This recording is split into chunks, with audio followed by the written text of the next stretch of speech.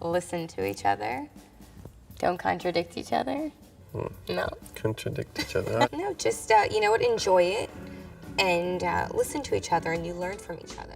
They say that when love is true, then it would guarantee you joy, stability, better health, and maybe, just maybe, even a green card. TLC's hit series 90 Day Fiancé follows the journey of couples who must navigate their relationship and get married within 90 days, lest their non-favorite American fiancés be deported. And regardless if it's for love or some other selfish motives, there are people who are not above lying in order to get what they want. But before we start, don't forget to like the video and subscribe. Hidden marriages were part of reality. What's worse than lying to your fiancé? How about lying to your fiancé about still being married to another woman? Jenny, age 60, and Sumit, 30 years old from the show's second season, seem to be doing fine. Jenny traveled to India to be with Sumit, and then the producers received a frantic call from Jenny. They quickly took the next flight to meet Jenny in India. Upon their arrival, Jenny explained to the producers that Sumit's parents had entered him into an arranged marriage about 2.5 years ago. Sumit, who was forced in the agreement unwillfully, started to get serious with Jenny and decided to elope with Jenny by moving to another city. While living the good life with her young fiancé,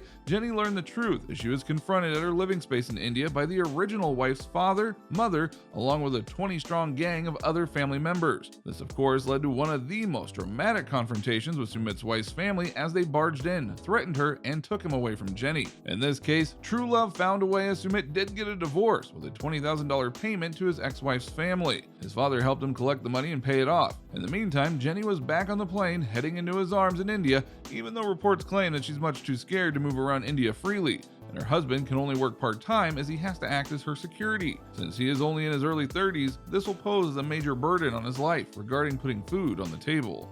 Don't expect cash. The original 90 Day Fiancé series premiered in 2014, and the popularity of the TLC show has led to spin-offs like 90 Day Fiancé Happily Ever After, 90 Day Fiancé Before the 90 Days, and 90 Day Fiancé The Other Way. However, one would expect that the participants earn a ton of cash, even though the show and its many spin-offs follow international couples pursuing the K-1 visa, which does let Americans bring their foreign partners to the States provided they get married within a 90-day window, with the exception being The Other Way, which then follows Americans moving overseas to be with their foreign partners. The whole idea is a recipe for high ratings and big bucks in the millions. It is the perfect breeding ground for culture clashes, fights, and naive people potentially getting ripped off for a green card or just permanent residency. So why don't the participants earn a heap of cash like the producers must be? Honestly, the show's subjects expose their lives and the lives of their families for the sake of amazing reality TV. Although the couples on 90 Day Fiancé do get paid, it's not very much. Cast members on the show paid about $1,000 to $1,500 per episode, and $2,500 to appear on the tell-all special. That paycheck only amounts to be about $14,500 for a 12-episode season, and as the foreign member of the couple that's on the K-1 visa, that person doesn't get a paycheck at all because they don't have a work permit. The foreign counterparts can only get a paycheck if filming is done in a different country.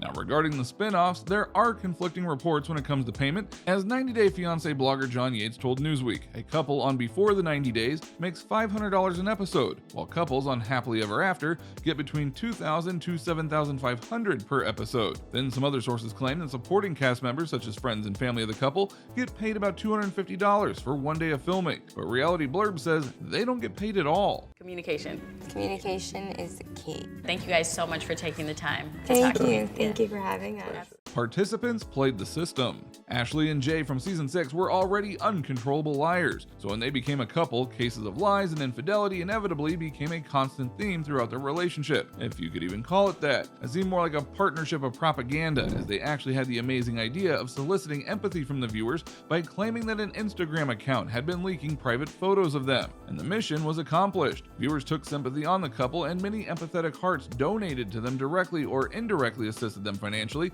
by tuning into the program. It didn't last long though. It was quickly discovered that they were the ones behind the account, and you can take a very good guess as to their motive. It was all to stay relevant. Bad publicity is still publicity, even when their deception was discovered. The negative feedback aftermath still suited them well. It all started before appearing on 90 Day Fiancé. Ashley Martin went to Jamaica for a wedding where she met Jay Smith, who was an aspiring tattoo artist 11 years her junior. Jay then moved to America and the two married in May of 2018. And that's where the trouble in paradise started. Ashley soon found out that her new husband was on Tinder, playing the field extramarital partners. This was the first of numerous times that Ashley caught Jay cheating. What ensued next was a series of exhausting on-again and off-again soap opera-like drama, and for the extra classical screenplay, Ashley filed for divorce twice. At one point, Jay was actually almost deported, but when the dust settled, the Smiths were back again, insisting that the third or fourth time was the lucky charm. But just as sure as the sun doesn't shine for too long, the couple separated for the umpteenth time. And at least the fallout consisted of less drama and more like two wise individuals finally accepting that their fantasy of love had been faded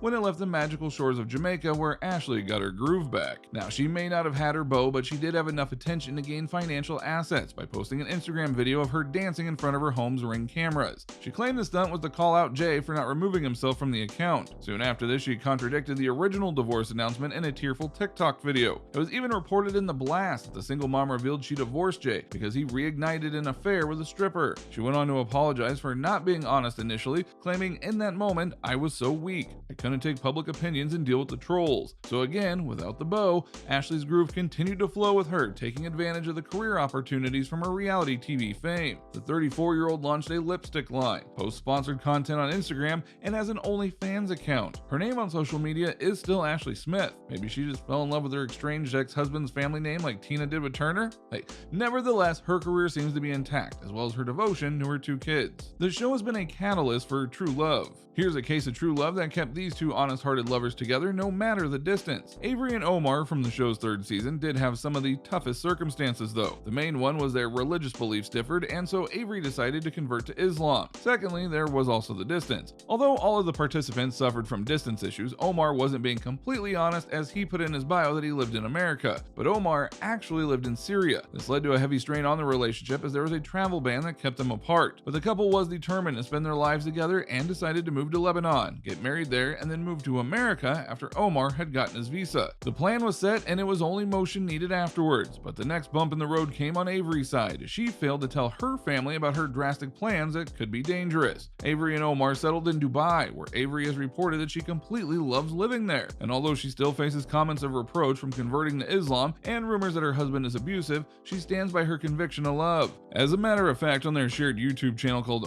Avery, the 22-year-old maintains that converting was a wonderful choice for her, and she explained more about the misconceptions surrounding her religion, her husband, and her journey to the Middle East. She even said, "The more I learned about Islam, the more it resonated with my heart." She now proudly calls Dubai her home. When asked about the culture shock that she experiences, she simply said, "The biggest culture shock here is hearing so many different English accents." She added, "We live in Dubai, so it really has it all." Avery further revealed that people in the city dress in anything from bikinis to niqabs. So with all that in mind for the foreseeable future, it truly seems that Avery and Omar will grow old together, enjoying the magnificent city of Dubai. So even though there may be some unfortunate truths about 90 Day Fiancé, there are still some great doses of humor, humanity, and a load of true love. What was your favorite aspect of the show? Drop your thoughts in the comment section, then hit that thumbs up button and ring the notification bell.